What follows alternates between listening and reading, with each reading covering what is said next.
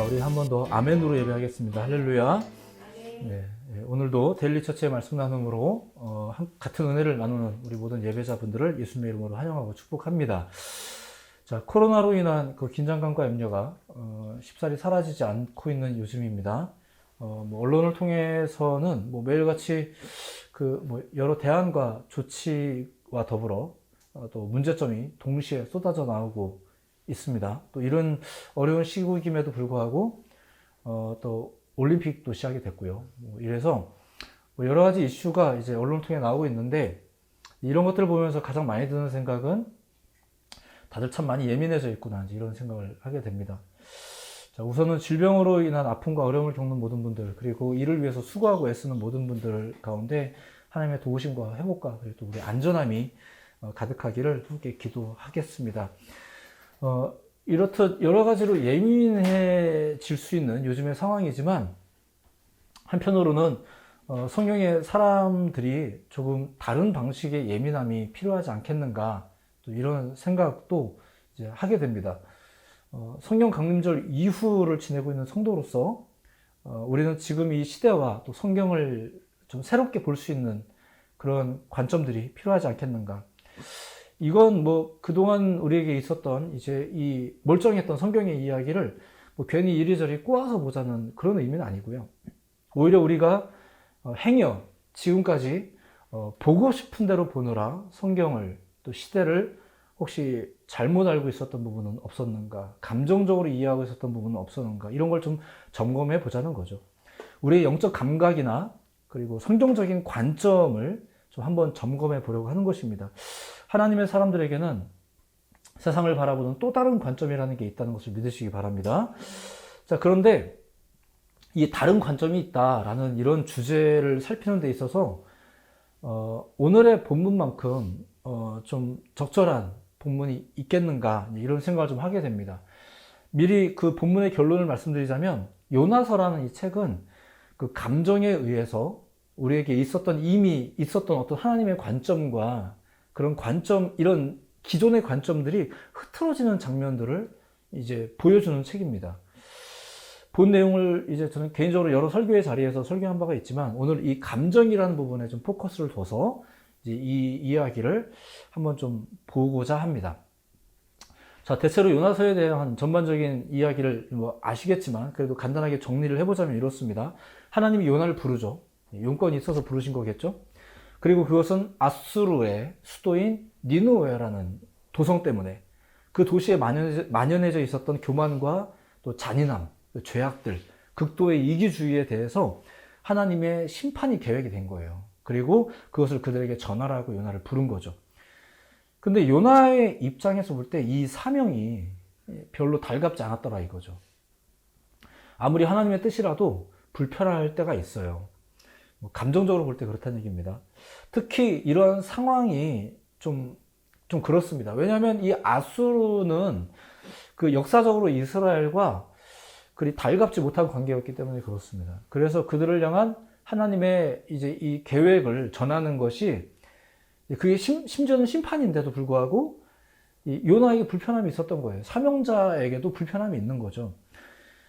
미운 사람에게 나쁜 말을 해주는 것인데 그는 왜 그마저 하고 싶지 않았을까? 이거 잠시 후 이제 설명하도록 하겠습니다. 어쨌거나 그는 사명을 피해서 도망을 가죠. 그러다가 결국 하나님께 또 잡혀요. 그리고 다시금 사명을 이제 감수하기 위해서 결국 니느웨로 가게 되는 건데, 그리고 니느웨에서의 예언 활동도 이렇게 잘 살펴보시면 알겠지만, 그는 별로 성의 없이 좀 사역을 했어요. 사실 열정적으로 한 것도 아니에요. 근데 더 놀라운 건 뭐예요? 니느웨가 회개를 했더라, 이거죠. 이게 분명히 잘된 일인 것 같긴 한데, 요나의 마음이 또 한 번 상하게 돼요. 그러니까 결국 요나는 지금 이번 이 사역을 감당하면서 계속 여러 번 마음이 상하게 됩니다. 이제 그걸 좀 한번 보려고 하는 겁니다. 그리고 요나서의 마지막 이제 사장은, 오늘 본문을 포함한 이 사정은 결국 폭발해버리는 요나의 모습과 그 요나에게 하나님께서 당신의 마음을, 생각을 알리는 그런 내용을 이제 소개하고 있죠. 그러면서 그 요나서가 끝나요. 조금 다른 이야기지만, 이후 요나가 말귀를 알아들었다거나, 아하, 그랬군요, 이해를 했다거나, 마음을 다 잡았다거나, 이런 내용이 없어요. 그냥 끝나버립니다. 그래서 요나서는 성경답습니다. 하나님을 소개하고 끝나버려요. 요나가 깨달았다거나 이후에 모든 것들이 다 잘 됐다라는 이런 레파토리가 없어요.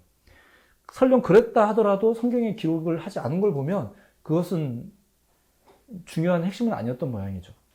조금 외람되지만 우리는 성경을 읽으면서 우리가 추구하던 것을 해소하기 위해 그 결론이 궁금해서 성경을 읽기보다 성경의 본래 목적을 따라 하나님의 마음과 뜻을 알기 위해서 그것을 우선순위로 해서 성경을 읽어야 될 줄로 믿습니다. 애초에 성경이 그걸 목적으로 기록이 된 거고요. 그래서 요나서는 뭐 이야기로 따지자면 이렇지 아니하냐라고 말해보고 그냥 끝나버려요. 뭔가 다른 그 이후의 이야기가 있을 법한데 그냥 없어요. 어쨌든 우리는 본문을 통해 하나님의 마음과 또 요나의 마음이 어떻게 빗나가고 있는지, 비껴나가고 있는지를 볼 수 있습니다. 이제 그걸 좀 보이겠습니다. 우리가 하나님을 생각할 때 보통 어떤 하나님을 생각할까? 일반적인 경우로 본다면 그 하나님 하면 떠오르는 모습이 대부분 뭐 좋으신 하나님, 사랑의 하나님, 인자의 하나님, 뭐 이제 이런 부분들이겠죠. 선하고 아름답고 좋은 분 이런 쪽으로 주로 이제 생각을 할 겁니다. 우리가 부르는 찬송시도 보면은 대부분의 가사가 이제 이런 종류의 이런 방향의 가사가 일반적이죠. 그것이 사실이기도 하고 또 우리가 그렇게 믿기도 하고 또 그렇게 바라기도 하죠. 그런데 누구보다도 히브리인들은 이러한 하나님을 더 잘 알았죠. 하나님이 이런 분이라는 이해를 가지고 있었어요.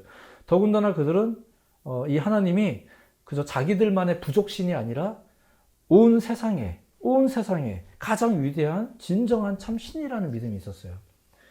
하나님의 주권이 온 세상에 미친다는 거죠.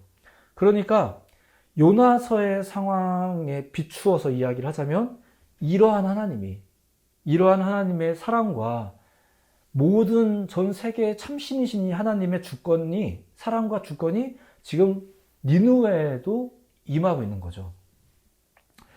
아수르의 수도, 이 죄악의 도시에도 미치고 있는 거예요. 하나님은 열방에 또 진정한 하나님이신 것을 여러분들도 믿으시기 바랍니다. 근데 요나는 왜 마음이 상했을까요? 이런 하나님이란 걸 알고 있었잖아요. 그의 상한 마음의 배경에는 앞서 잠깐 얘기했듯이 아수르와 이스라엘과의 달갑지 못한 관계, 그리고 이로 인한 이스라엘의 그 국민적인 감정이 이제 기본적인 배경이 됩니다. 마치 우리나라가 어떤 나라를 향해서 품고 있는 어떤 마음, 이런 것처럼 그 사실을 요나도 알고 있었고, 그러한 민족적인 감정에 사실상 이 요나도 동의하고 있었어요. 그러니까 같이 미워했다는 얘기예요. 이런 마음의 상태였었죠. 그런데 더 중요한 것은 뭐냐면, 이제 이게 오늘 이야기의 중요한 비밀이에요. 요나는 하나님도 잘 알고 있었다는 얘기예요. 하나님이 어떤 분이신지를 너무 잘 알고 있었다는 것. 그래서 더 마음이 상했어요. 이게 무슨 말일까? 자, 처음에 하나님이 그에게 명령하시는 장면을 한번 봅시다. 요나서 1장 2절에 보면 이런 말씀이 나와요. 너는 일어나 저 큰 성읍 니느웨로 가서 그것을 향하여 외치라. 그 악독이 내 앞에 상달되었음이니라 하시니라. 이게 처음 이제 명령하시는 장면인데 뭔가 좀 화나신 것 같죠? 근데 이 말씀을 잘 보면 그들을 회개하게 만들어라 라는 내용은 없어요. 많은 분들이 그래서 이제 요나를 보냈다라고 이제 설명을 하거나 이해를 하고 계시는 분이 있는데, 사실 잘 보시면 그런 맥락은 없어요. 그저 너희의 죄악이 나에게 전달되었다. 즉, 그것 때문에 하나님이 지금 뭔가 마음을 먹었다. 그게 축복은 아닐 거다. 뭐 이런 메시지가 담겨 있는 거죠. 그리고 그것이 심판으로서 이제 구현될 계획이었던 겁니다. 그것도 이제 이후에나 밝혀져요. 그러니까 요나는 그것을 그냥 전달만 하면 돼요. 그런데 요나는 하나님이 어떤 분이신지를 알았거든요. 그래서 도망간 거예요. 이게 무슨 말일까? 만약에 정말로 니느웨의 멸망이 그냥 성취되는 것이 목적이었다면 사실 이런 경고성 멘트가 필요 없어요. 그냥 내버려 두면 돼요. 예언이라는 게 그렇습니다. 특별히 심판 예언, 몇 번 소개한 적이 있지만 예언의 본래 기능은 말한 대로 되어야 한다가 아닙니다. 말한 대로 되어야 한다가 예언이 아니에요. 그래서 성경에는 하나님의 마음과 뜻을 전하는 예언자가 있고 그저 미래의 일을 정확하게 예견하는 선견자가 따로 있는 거예요. 예언이라는 것은 그 말을 듣고 돌이켜라, 회개해라 라는 메시지가 담겨 있죠. 그 자체가 그런 메시지를 담고 있어요. 그런 의미로 보자면 하나님의 예언은 예언대로 안 되는 게 베스트예요. 특히 심판 예언에 있어서는. 말한 대로 안 되면 괜히 하나님도 의심사고 그 말을 전하는 목사님도 괜히 능력 없어 보이고 뻘쭘해지겠지만 그게 오히려 하나님의 뜻이라는 거예요. 자, 그렇게 담배를 피워대다가 언젠가 폐암에 걸릴 거야. 이런 말을, 이 말 안에는 분명히 그 예언적 경고가 담겨 있죠. 미래의 일을 예견하는 말들이 들어있잖아요. 근데 이게 꼭 그렇게 되어야 된다는 것은 아니에요. 너는 폐암에 걸려라. 이 말은 아니라는 뜻이죠. 이 말을 듣고 담배를 끊어서 폐암에 안 걸리면 그게 베스트죠. 그게 베스트예요. 맨날 잔소리 한다고 이 말을 하는 사람은 비록 핀잔을 듣겠지만, 야, 네 말대로 폐암에 안 걸렸는데? 막 이럴지 모르겠지만, 이 말을 한 보람이 있죠. 이게 예언이 가진 기능이에요. 그러니까 진정으로 니느웨가 멸망해야만 했다면 하나님은 이런 말을 전할 이유가 없어요. 그들에게 예언 활동을, 누군가에게 예언 활동을 시킬 필요도 없죠. 그냥 멸망을, 당신이 하시려던 멸망을 진행하시거나 아니면 그냥 악이 스스로 넘어지도록 내버려 두면 되는 거예요. 그 동네에 선지자가 갈 필요가 없다는 얘기예요. 근데 하나님이 이렇게 당신의 뜻을 전한다는 것은 그것이 비록 심판의 이야기라도 그게 무슨 의미인지를 요나가 이미 아는 거예요. 인간적인 발상이겠지만 이게 우리 안에 있는 사악한 마음이겠지만 미운 나라를 향해서 심판의 이야기를 전하는 것은 좀 신나잖아요. 그래서 예레미야의 경우 이제 예레미야가 이런 말을 한 적이 있어요. 너무 괴롭다. 왜 괴롭냐 했더니 내가 사랑하는 내 동족의 죄악을 지적하고 그들에게 심판을 예언하는 게 나는 괴롭다. 그죠? 사랑하는 사람들에게 심판을 예언하는 거는 좀 괴로울 수 있어요. 예레미야는 그랬대요. 근데 요나는 지금 미운 나라잖아요. 뒷담화 중에 제일 재밌는 게 미운 사람 욕하는 거잖아요. 뭐 이런 말이 있어요. 근데 하나님이 지금 그 나라를 향해서 심판 예언을 전하라고 하신 거잖아요. 근데 요나가 그걸 왜 안 해요? 착해서? 니느웨가 불쌍해서 안타까워서? 아니죠. 하나님이 어떤 분인지 알아서 그런 거예요. 하나님이 왜 그들에게 예언 사역을 명하신지를 아니까. 니느웨가 회개를 할지 안 할지는 잘 모르겠어요, 일단. 근데 하나님이 어떤 분인지를 안다라는 사실이 지금 요나의 마음을 뒤틀리게 만든 거예요. 혹시 이분이 니느웨까지 사랑하시나? 그게 싫어요.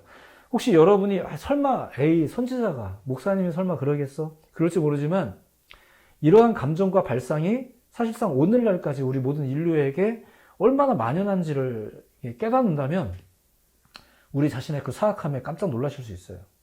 어린애로부터 어른에 이르기까지 얼마나 사악한지 우리의 정체를 보게 된다면 좀 많이 놀랍죠. 어쨌든 그렇게 요나는 이제 싫었습니다. 니느웨도 싫고 그런 도시에 하나님의 뜻을 전하라는 하나님도 마음에 안 들어요. 요나가 도망갔다가 결국 잡혔을 때 하나님이 그에게 또 한 번 명령하시는 장면이 요나서 3장 1절에 나오는데 똑같은 내용이지만 읽어드리면 이렇습니다. 여호와의 말씀이 두 번째로 요나에게 임하니라 이르시되 일어나 저 큰 성읍 니느웨로 가서 내가 내게 명한 바를 그들에게 선포하라 하신지라.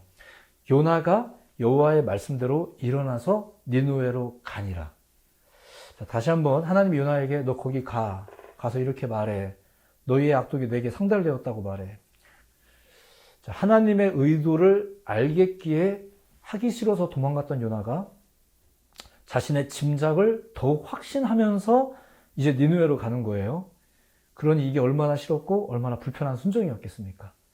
이 예배가 얼마나 싫었겠어요? 이 사역이 얼마나 싫었겠어요?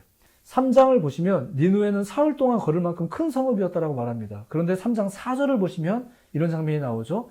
요나가 그 성읍에 들어가서 하루 동안 다니며 외쳐 이르되 40일이 지나면 니느웨가 무너지리라 하였더니 언뜻 보면 하나님의 명령을 따라 이게 순종을 하고 사역을 잘 한 것 같지만 잘 보세요. 되게 성의 없죠. 사흘 동안 돌아다녀야 되는 도시를 겨우 하루 다니면서 전한 거예요. 그것도 잘 보세요. 이제 회개하라라는 촉구는 없어요. 즐겁게 사역을 하는 게 아닙니다. 근데 니느웨가 놀랍게도 회개를 해버립니다. 자기들끼리 막 소문을 막 내더니 막 하나님을 믿고 막 금식하고 막 회개를 막 합니다. 그러더니 이 소문이 왕궁까지 들리더니 왕까지 막 회개를 해버려요. 그리고 이런 풍경을 하나님이 이제 보시게 됩니다. 그리고 무슨 일이 벌어지냐. 요나서 3장 10절. 이 부분 같이 한번 읽어봅시다. 요나서 3장 10절. 같이 읽어봅니다. 시작. 하나님이 그들이 행한 것, 곧 그 악한 길에서 돌이켜 떠난 것을 보시고 하나님이 뜻을 돌이키사 그들에게 내리리라고 말씀하신 재앙을 내리지 아니하시니라. 자, 예언대로 안 됐죠. 그래도 해피엔딩이에요. 정말 바람직한 예언의 기능이 발휘가 된 거예요. 하나님 본인도 이걸 기대하신 거예요. 본인이 말을 번복하더라도, 그리고 이 말을 명령하는 목회자가 좀 뻘쭘해지더라도 이게 베스트인 거예요. 이게 예언의 기능이었던 거죠. 그런데 이 일에 순종했던 요나가 화가 났다라는 거. 주님의 일을 하고 그 결실이 있었음에도 불구하고 기분이 상해 있었어요. 왜일까? 하나님이 어떤 분인지 이미 알고 있었기 때문이라고 자꾸 말씀드리고 있어요. 그러니까 이건 아수르 때문이 아니에요. 하나님 때문이에요. 아니, 처음에는 아수르 때문이었는지 모르겠지만 점점 이제부터는 하나님 때문이에요. 다 이게 다 하나님 때문이에요. 처음에는 뭐 또 질병 때문이었던 것 같고 정치 때문이었던 것 같고 어떤 나라는 그런데 우리나라는 그렇고 이런 것 때문인 줄 알았는데 이게 지나다 보니까 이게 다 하나님 때문인 것 같아요. 우리도 나름대로 믿었단 말입니다. 우리도 나름대로 사역자였단 말입니다. 사역자란 말입니다. 근데 점점 이 모든 이유가 하나로 몰리는데 이게 그분 때문인 것 같아요. 좀 더 봅시다. 내가 이럴 줄 알았다 싶었던 거예요, 지금. 모든 일이 잘 해결되었음에도 불구하고 기분이 상해버렸어요. 이럴 줄은 짐작은 했어요, 내가 솔직히. 그게 이제 4장 1절 이하에 나옵니다. 요나가 매우 싫어하며 성내며 폭발을 했죠. 그 이유가 이제 4장 2절에 나오는데 이게 지금까지 설명드린 설명을 잘 담고 있습니다. 4장 2절 소개해드립니다. 여호와께 기도하여 이르되, 지금 화난 채 기도하고 있는 중입니다.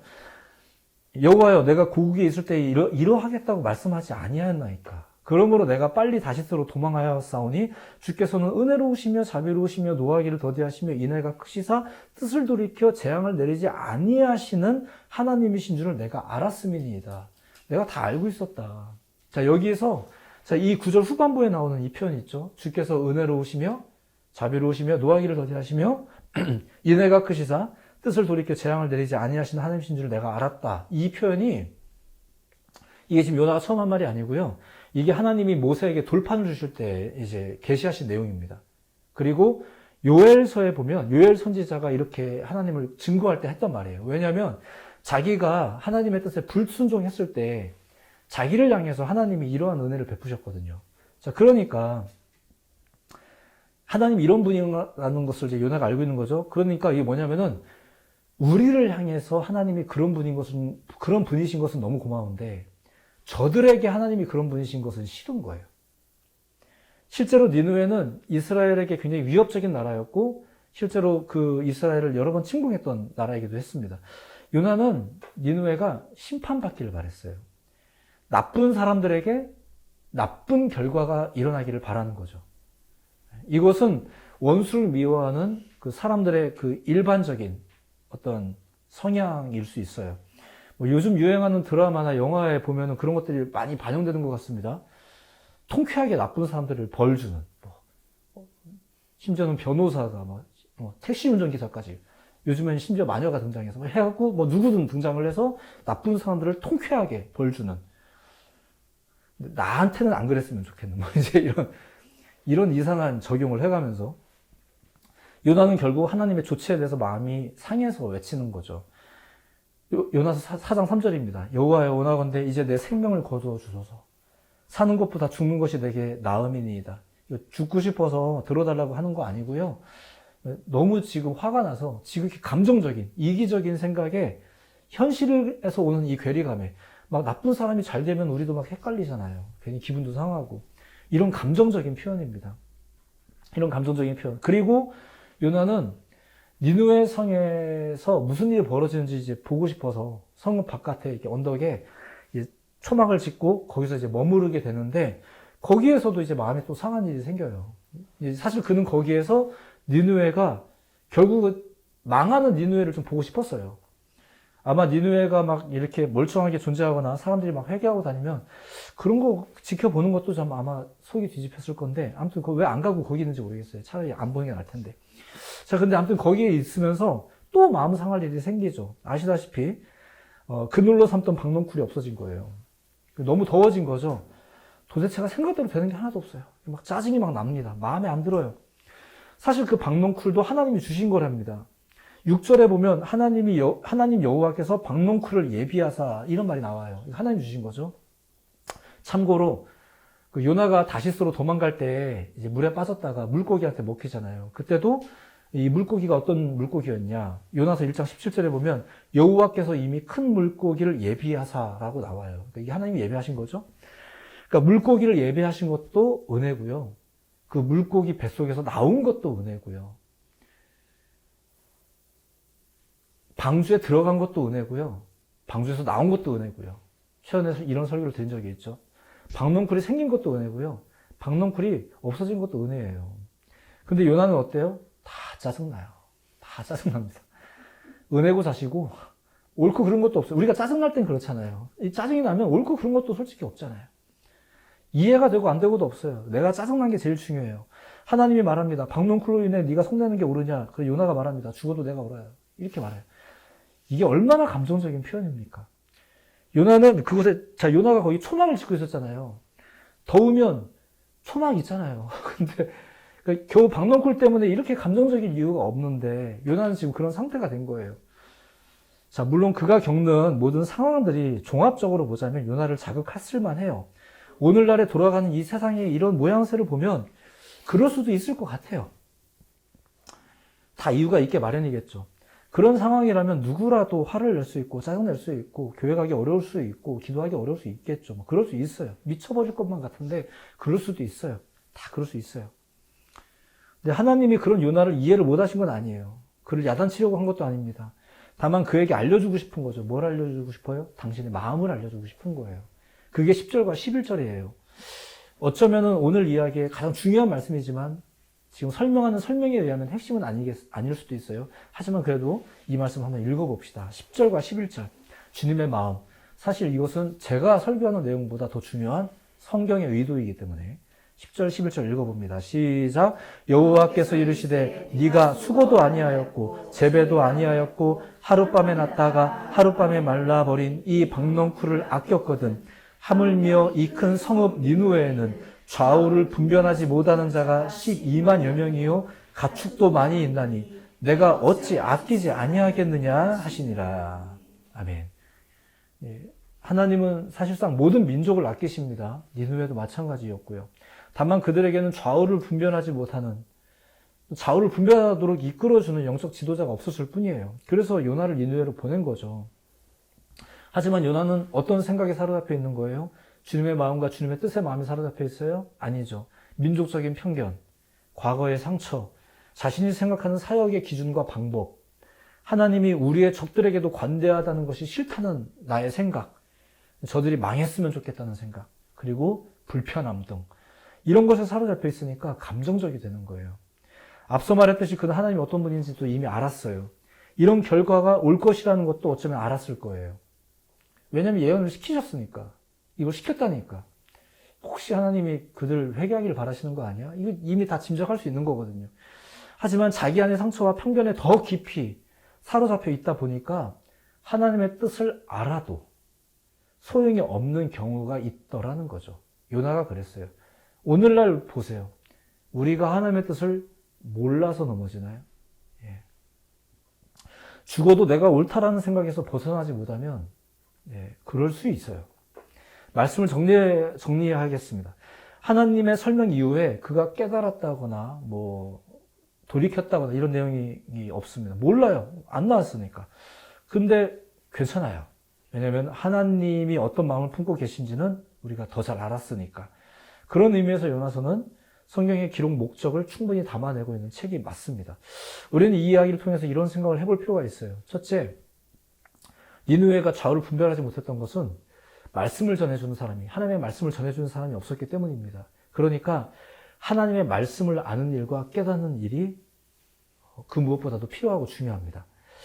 이것은 비단 니느웨만의 문제는 아니었어요. 사실 생각해보면 이러한 죄는 이미 이스라엘 중에서도 넘쳤었어요. 결국 누구에게나 다 하나님의 말씀은 필요한 거고요. 하나님은 누구에게나 다 필요하신 거예요. 필요한 존재인 거예요. 그것을 깨닫게 되는 일이 필요합니다. 두 번째는 하나님을 알아도 소용이 없을 수 있어요. 그것은 우리 안에 편견과 상처를 버리지 못하면 그렇습니다. 요나가 그랬죠. 그리고 어쩌면 오늘날 우리도 그런지 모르겠고요. 셋째, 그럼에도 불구하고 하나님은 사랑과 자비가 많으신 분이십니다. 믿으시기 바랍니다. 그것은 니느웨를 향해서든 요나를 향해서든 마찬가지예요. 사실 하나님 앞에서는 니느웨나 요나나 이스라엘이나 다 마찬가지예요. 크게 다르지 않았어요. 실제로 역사로 봐도 다르지 않았어요. 하나님이 아닌 다른 것에 매여 있다는 점에서는, 다른 것에 매여서 죄에 빠진다는 점에서는 뭐 크게 다르지 않습니다. 자, 조금은 다르지만 요나서가 불과 4장까지밖에 없잖아요. 근데 거기에 나오는 요나의 모습을 보시면 틈만 나면 죽겠다는 얘기를 많이 해요. 참 많이 해요. 참 불평 많이 해요. 신앙인들도 참 불평 많이 해요. 사역자들도 불평 참 많이 하고요. 그런데도 하나님은 끝까지 그를 이끌어 주시는 거예요. 사명을 감당케 하시는 거죠. 우리 마음속에도 이 요나의 심보가 늘 이렇게 숨어 있는 것은 아닌가 생각을 해보셔야 돼요. 전도할 사람도 골라서 전도하잖아요. 이렇게. 내가 좋아하지 않는다고 해서 그들이 잘못되는 것을 보면서 괜히 신나고, 요즘 올림픽 관련된 여러 소식을 들으면 안타깝기도 하면서도 가끔은 통쾌하기도 하고 막 이제 이런 게 있어요. 제 안에도 이제 악이 많은 것 같아요. 자, 그래서 마지막으로 결론이자 권고의 말씀은 그렇습니다. 네 번째, 너무 감정적으로 되지 말아야 되는 것입니다. 너무 감정적이 되지 말아야 합니다. 감정적으로 휘둘리다 보면 하나님의 뜻을 분별하기도 어려울 뿐만 아니라 하나님의 뜻을 알아도 순종하며 살지 못하게 돼요. 그리고 맨날 죽겠다는 소리 하는 거예요. 우리의 감정은 그리 믿을 게 못 됩니다. 너무나 이기적이고 파괴적이기 때문에 그렇습니다. 우리는 최선을 다해서 하나님의 마음을 더욱 알아가야 됩니다. 알아도 놓치지만 성경은 하나님의 마음을 계속 알려주면서 끝내잖아요. 이해하고 자식을 언급하지도 않아요. 그냥 전하고 끝나고. 때로는 전적으로 동의가 되지 않더라도 그분의 선하심을 신뢰하면서 그분의 자비와 사랑을 존중하셔야 됩니다. 그래야 오늘날의 니느웨를 향해서 나아가는, 우리만 숨어들어서 생존하는 신앙인이 아니라 나아가는 하나님의 백성으로서 살 수 있는 거예요. 지금은 우리가 그렇잖아요. 내 목숨 부지하는 것만도 막 신앙 지키는 것 같고 하나님의 자녀답게 사는 것 같고. 근데 아니에요. 복음은 그것만으로 유효하지 않아요. 왜냐하면 복음은 그들에게 나아가 전하라고 말했고 제자 삼으라고 그랬거든요. 그리고 우리의 인류사에 보면은 많은 선배님들은 그렇게 이념의 차이가 있는 나라에도 들어가고 경제 빈부의 격차가 극심한 곳에도 들어가기도 하고 질병과 환란이 있는 곳에도 들어가면서 복음을 전했더라 말입니다. 그러니까 나아가야 되는 건데 오늘날에 우리가 뭐 나아가기는커녕 우리도 할 말 많은데 막 이러면서 하나님 지금 나아갈 때입니까? 막 오히려 우리가 하나님 앞에 따지고 싶고 내가 옳다라고 말하고 싶은 이런 시대를 우리가 살고 있는데 그게 맞냐 이거예요. 그리고 왜 우리가 그런 생각을 하게 되었냐 이거예요. 감정적이 돼서 그래요. 시대를 올바르게 분별하지 못할 뿐만 아니라 하나님의 마음을 어쩌면 이미 알고 있었던 하나님의 마음인데도 불구하고 놓치기 때문에. 악은 기본적으로 은밀히 숨기는 재주가 있어요. 드러내놓고 뭘 하지를 않아요. 하지만 이 세상에는 사람을 휘청거리게 만드는 것들이 너무나 많다는 걸 아셔야 돼요. 그리고 우리도 어쩌면 이미 많이 휘청거리고 있는 것은 아닌지. 이런 세상에서 하나님의 사람이도록 세상을 향해 하나님의 선하신 계획을 알리는 복음 전파자이도록 자신의 감정에 사로잡혀 흔들린 사람이 되지 않도록 날마다 깨어 있으며 차분한 그런 사람이 될 필요가 있죠. 쉽사리 세상에 요동하지 않는 하나님의 사람이 되시기를 예수님 이름으로 축복해 드립니다. 이게 굉장히 중요한 문제입니다. 그래서 성경의 이야기를 통해서 우리가 깨닫는 것들, 단순히 그냥 감정, 냉혈한이 돼서 살라 이런 의미가 아니라 기뻐한 자와 함께 기뻐할 이유가 있고 슬퍼한 자와 함께 더불어 울 일이 있지만 때로는 복음을 위하여 나아감을 위하여 내가 기쁘다고 너무 기쁜 티 내지 말고 슬프다고 맨날 슬픈 티 내지 말고 이렇게 살아야 될 필요도 있는 거죠. 말씀에 왜 성경이 이렇게 두말하고 있어요? 이게 아니라는 거예요. 성경은 두말하지 않아요. 성경 우리에게 한 가지를 말하고 있죠. 요나서를 통해서 우리가 볼 수 있는 이 감정적인 사역자, 이 모습을 통해서 우리의 모습을 조명할 수 있었으면 좋겠습니다. 그리고 주님의 마음이 어떠실까? 맨날 내 앞에서 죽겠다고 말하는 사역자, 내 앞에서 죽겠다고 말하는 신앙인을 보면서 주님은 어떤 마음이실까? 니느웨를 향해서 제가 무슨 생각 갖고 있는지 하나님이 왜 모르시겠습니까? 이 이스라엘 민족들이, 히브리인들이 이 아수르를 향해서 무슨 마음 품고 있는지 하나님이 왜 모르시겠습니까? 그런데 지금 하나님이 이런 계획을 실행해 나가실 때 주님의 마음이 참 크죠. 주님의 인자와 사랑이 너무 큽니다. 우리가 주님의 마음을 알아가는 모든 예배자 되시기를 다시 한번 예수님 이름으로 축복해 드립니다. 기도하겠습니다.